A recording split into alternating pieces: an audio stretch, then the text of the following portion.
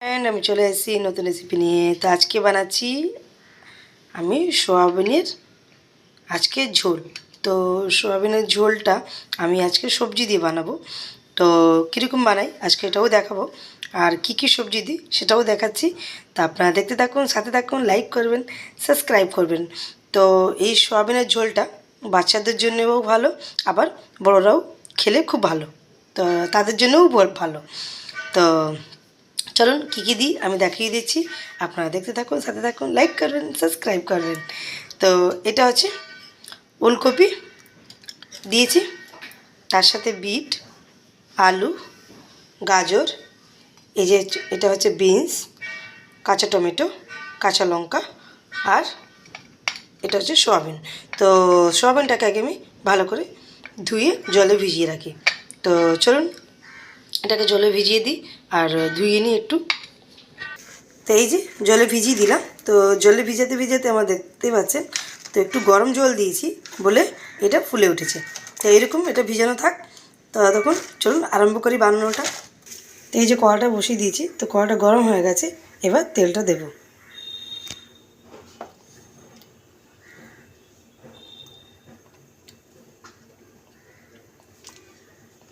তো এই যে বড়ো চামচে 2 চামচ তেল দিলাম। তো তেলটা একটু গরম হয়ে যাক। ঝোল বানাচ্ছি তার জন্য বেশি তেল দিতে হবে না, 2 চামচের মতন তেল দিয়েছি। তো তেলটা একটু গরম হয়ে যাক। তো এই যে তেলটা গরম হয়ে গেছে, আমি গোটা জিরে দেবো। তো গোটা জিরেটা 1 চামচের মতো দিয়ে দিলাম। তার সাথে আমি আলুগুলোও দেবো।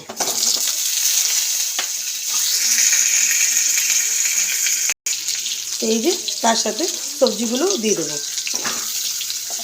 তা আমি বানাতে বানাতে সব দেখাচ্ছি। এই যে সব সবজিগুলো দিয়ে দিলাম, একটু ভেজে নিই। বেশি ভাজবো না, ঝোল বানাবো বলে আমার বেশি সবজিটা ভাজা দরকার নেই, হালকা করে একটু ভাজবো, জাস্ট একটু নরম নরম হয়ে যায় হালকা। তারপরে এইটা একটু ভাজা হোক, একটু দেখে নিয়ে নিই। এই যে বলেইছিলাম বেশি ভাজবো না, হালকাই ভেজেছি। এবার মশলাগুলো দিয়ে দেবো।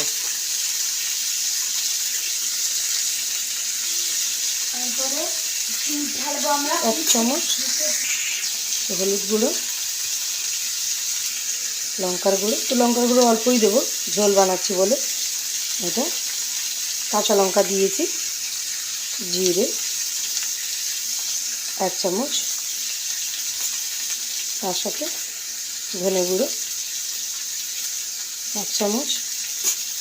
তো এটাকে ভালো করে কষে দিই। এবার নুনটাও দিয়ে দিই তার সাথে।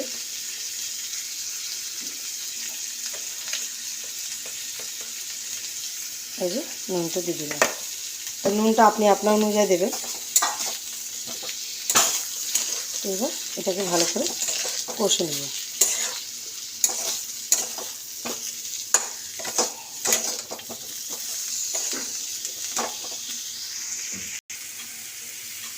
তো এই যে তো কষে নিচ্ছি। এবারে আমার হালকা কষা হয়েছে, আর একটু কষা হবে। তো এবারে আমি সয়াবিনগুলো দিয়ে দিলাম। তো আমি সয়াবিনগুলো জলগুলো ফেলে দিয়েছি আর সয়াবিনটা দিয়ে দিয়েছি। সয়াবিনে দিয়ে এটাকে কষবো। তার সাথে টমেটোটা দিয়ে দেবো, কাঁচা টমেটোটা।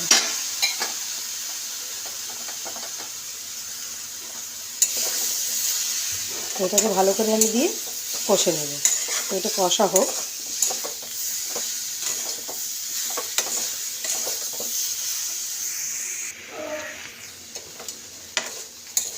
এই যে এটা কষা হয়ে গেছে। তো চলুন এবার জল দিয়ে দিই একটু। তো এটা একটু জল লাগবে এবার। তো এই যে দেখতে পাচ্ছেন ভালো করে কষা হয়ে গেছে, এবার জলটা দিয়ে দিই। তো জলটা দিচ্ছি।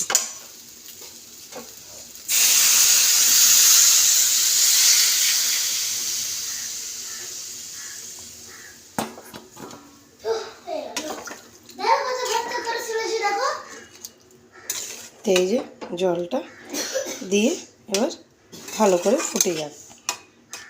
তো দেখিনি আলুগুলো সিদ্ধ হয়েছে নাকি। তো হয়েছে, অল্প করে আরও একটু সিদ্ধ হয়ে যাক। তো এটা ফুটে যাক ভালো করে। তো চলুন দেখে নিই আমি এটা আলুটা হয়ে গেছে কি না।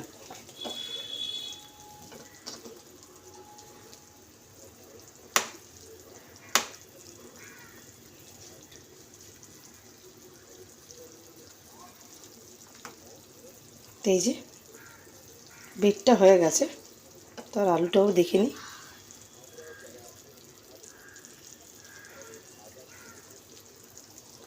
তো এই যে এটাও হয়ে গেছে।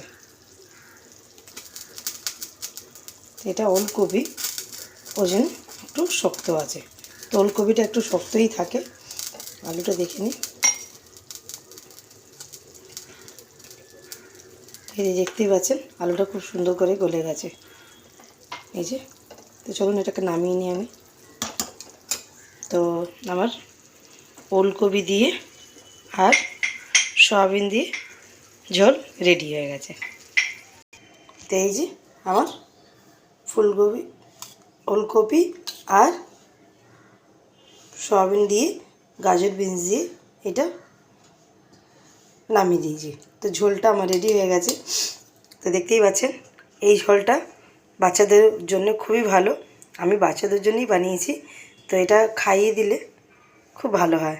তো চলুন টাটা, বাই বাই।